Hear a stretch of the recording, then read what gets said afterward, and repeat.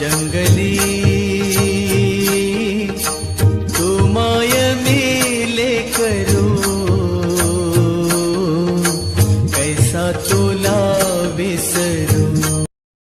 नमस्कार, आत्मा मालिक कसे आहात तुम्ही सर्व? उज्ज्वला लाईफस्टाईलमध्ये तुमचे खूप खूप स्वागत आहे।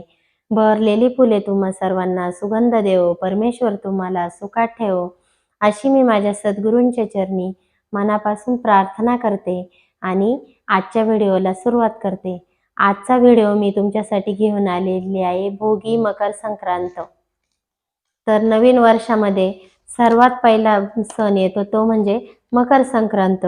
चला तर मग आजच्या व्हिडिओला सुरुवात करूया। आज मी तुम्हाला सांगणार आहे भोगी म्हणजे काय, भोगीच्या दिवशी काय काय करावं, काय करणं टाळावं आणि भोगी कशा पद्धतीने साजरी करावी आणि मकर संक्रांत कशी साजरी करावी या संदर्भातच माझा आजचा व्हिडिओ तुम्हाला मी घेऊन आलेली आहे। संक्रांत सणाची सुरुवात भोगीने होते, त्यानंतर मकर संक्रांत दुसऱ्या दिवशी असते आणि तिसऱ्या दिवशी किंक्रांत असते। असा हा नवीन वर्षातील पहिला सण 3 दिवसाचा सण साजरा केला जातो। ज्यावेळेस सूर्यदेव धनु राशीतून मकर राशीमध्ये प्रवेश करतात म्हणून या सणाला मकर संक्रांत असे म्हटले जाते। 14 जानेवारीला चौदा जानेवारीला भोगी आहे आणि भोगीचा अर्थ भोगी म्हणजे आनंद उपभोगण्याचा सण असंही म्हटलं जातं। भोगीला आपण काय बोलतो, आनंद उपभोगण्याचा दिवस म्हटलं जातो। आणि भोगीचा दुसरा एक अर्थ आहे तो म्हणजे भोगीला दुसरा अर्थ आपण देवाला दररोज नैवेद्य दाखवतो, सणावाराला नैवेद्य दाखवतो, त्या नैवेद्याला हिंदीमध्ये भोग असेही म्हटले जाते। असे हे दोन, नैवेद्य आणि आनंद, असे हे दोन अर्थ भोगी या शब्दाला दिलेले आहेत। त्या दिवशी सकाळी लवकर उठून स्नान करावे।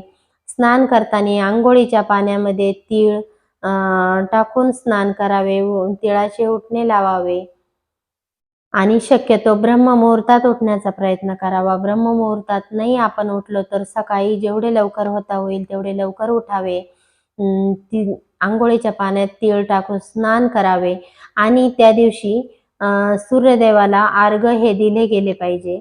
सकाळी लवकर उठल्यानंतर महिलांनी तुळशीला पाणी घालावे। तुळशीला पाणी घालून, हळदी कुंकू लावून, अगरबत्ती लावून तुळशीची पूजा करावी। त्यानंतर सूर्याला जल अर्पण करावे। सूर्यदेवाला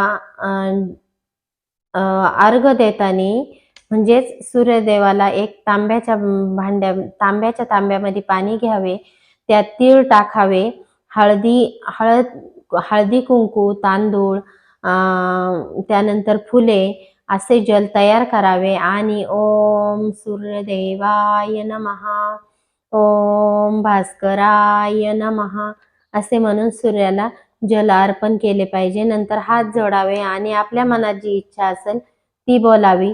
असे नवीन वर्षाची सुरुवात करावी। बघा तुम्हाला नवीन वर्ष कसे आनंदाचे, सुख समृद्धीचे, आनंदाचे आणि भरभराटीचे जाते ते। आणि दुसरी गोष्ट म्हणजे त्या दिवशी भोगीच्या दिवशी महिला सर्वजण काय करतात, भाजी बनवतात। जी भाजी बनवली जाते ती म्हणजे एक वांगे, आपण त्यात वांगे टाकतो गाजर टाकून, वाटाणा, पावटा, तीळ आणि हरभरे आणि वालाच्या शेंगा अशा पद्धतीने सर्व मिक्स करून भाजी बनवली जाते। तीळ टाकले जाते, याला आपण भोगी, आणि गाजर पण त्यात घातले जाते। या भाजीला आपण भोगीची भाजी अशी बोलतो।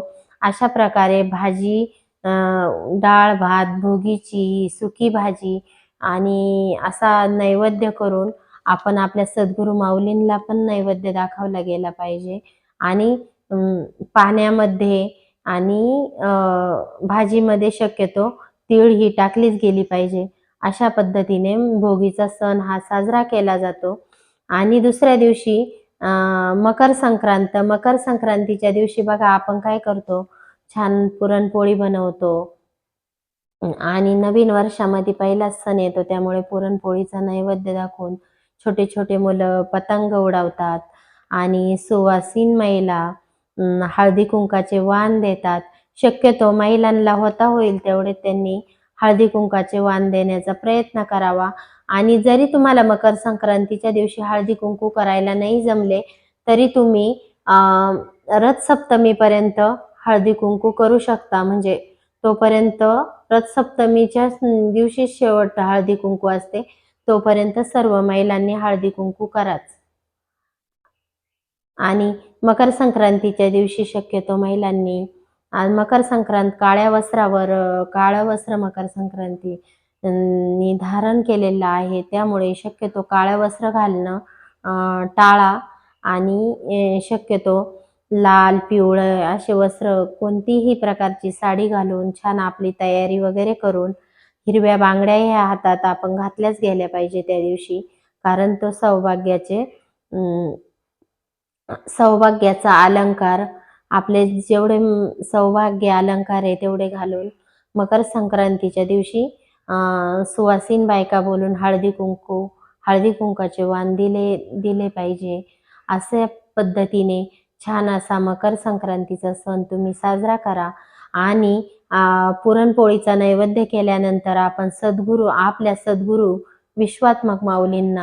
विश्वात्मक गुरुदेवांना म्हणजे आपल्या सद्गुरू माऊलींना नैवेद्य दाखवा आणि छान भोजन करा. अशा पद्धतीने मकर संक्रांतीचा सण तुम्ही साजरा करा.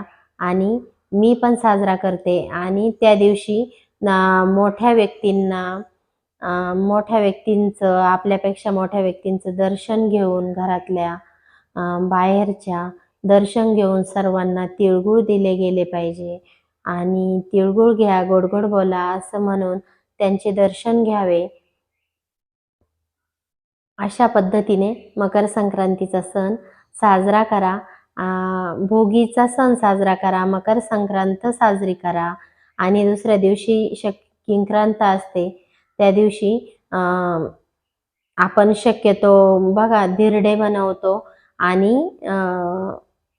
धिरडे हे बनवण्याचा प्रयत्न करा. अशा पद्धतीने मकर संक्रांत सण तुम्ही पण साजरे करा आणि मी पण करते. चला तर मग मी तुम्हाला मकर संक्रांतीच्या शुभेच्छा देते. तिळगुळ घ्या, गोड गोड बोला. कसा वाटला माझा आजचा व्हिडिओ आवडला असेल तर व्हिडिओला लाईक करा, शेअर करा आणि सबस्क्राईब करा. आत्मा मालिक. बाहर क्या ढूंढता है ईश्वर वहाँ नहीं है, कर ले तू खोज दिल में ईश्वर का घर वही है, बाहर क्या ढूंढता है.